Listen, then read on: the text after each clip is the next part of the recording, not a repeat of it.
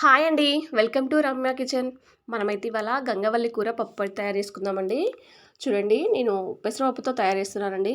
ఇది అన్నంలోకైనా చపాతీలోకైనా చాలా బాగుంటుందండి.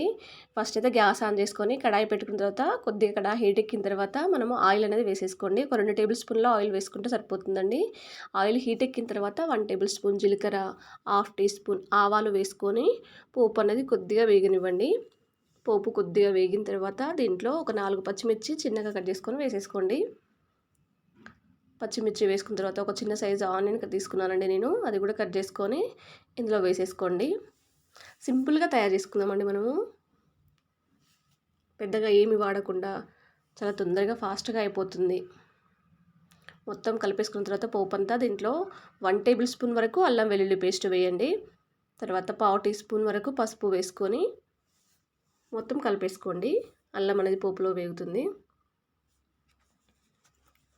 మీరు కావాలంటే అల్లం వెల్లుల్లి పేస్ట్ వేయకుండా ఓన్లీ వెల్లుల్లి మాత్రమే కచ్చాపచ్చాగా దంచుకొని కూడా వేసుకోవచ్చండి, అది కూడా చాలా టేస్టీగా ఉంటుంది. ఇప్పుడు నేను ఒక కట్ట వరకు గంగవల్లి కూర తీసుకున్నాను. దాన్ని కట్ చేసుకొని కడిగి పెట్టుకున్నానండి. దీన్ని కూడా ఇందులో వేసేసి ఒక 2 నిమిషాల పాటు కలుపుకుంటూ ఫ్రై చేసుకోండి బాగా. గంగవల్లి కూరలో అనేది వాటర్ అనేది వస్తాయండి, కాబట్టి కొద్దిగా ఫ్రై చేసుకున్న తర్వాత దీంట్లో ఒక 4 టమాటాలు నేను కట్ చేసుకొని వేసుకుంటున్నానండి. మీరు టమాటాలు కూడా వేయకుండా చింతపండుతో కూడా చేసుకోవచ్చు. టమాటాలు వేసిన తర్వాత మొత్తం కలిపేసి ఒక 2 నిమిషాల పాటు మూత పెట్టేసుకోండి. కొద్దిగా ఆయిల్లో ఫ్రై అవుతాయి టమాటా గంగవల్లి కూర అనేది. చూడండి, కొద్దిగా ఫ్రై అయిపోయాయి కదా. ఇప్పుడు దీంట్లో ఒక కప్పు వరకు నేను పెసరపప్పు తీసుకుంటున్నానండి. పప్పు అనేది కొంచెం ఆయిల్ ఫ్రై కావాలి. మొత్తం కలిపేసుకొని పప్పు వేసిన తర్వాత ఒక 2 నిమిషాల పాటు మూత పెట్టేసుకోండి.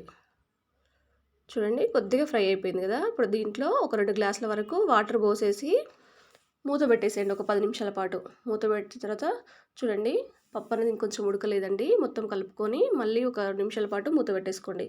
అప్పుడు పూర్తిగా బాయిల్ అయిపోతుంది పప్పు అనేది. అంతే, పప్పు అనేది చూడండి ఉడికిపోయింది. ఉడికిపోయిన తర్వాతనే మనం కారం ఉప్పు వేసుకోవాలండి. ఇప్పుడు దీంట్లో 2 టేబుల్ స్పూన్ల కారం, అలాగే 1 టేబుల్ స్పూన్ ఉప్పు వేసుకుంటున్నానండి నేను. మీరు రుచికి సరిపడినంత వేసుకుంటే సరిపోతుంది ఉప్పు అనేది. అలాగే 1 టేబుల్ స్పూన్ ధనియా పౌడర్ కూడా వేసుకుంటున్నాను. హాఫ్ టీ స్పూన్ వరకు జీరా మెంతి పౌడర్ కూడా వేసేసుకోండి. చూడండి, మొత్తం వేసుకున్న తర్వాత అన్ని మసాలాలు ఒకసారి కలిపేసుకోండి. పోపులో అంతా పప్పులో అంతా అన్నీ కలిపేలా కలుసుకొని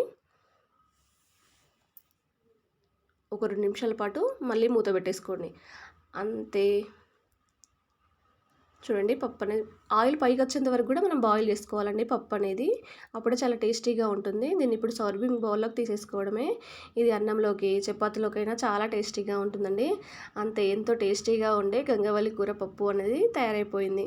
ఒకవేళ మీరు ట్రై చేసేదంటే ఎలా వచ్చిందో నా కామెంట్ బాక్స్లో చెప్పండి. లైక్ చేయడం మాత్రం మర్చిపోకండి.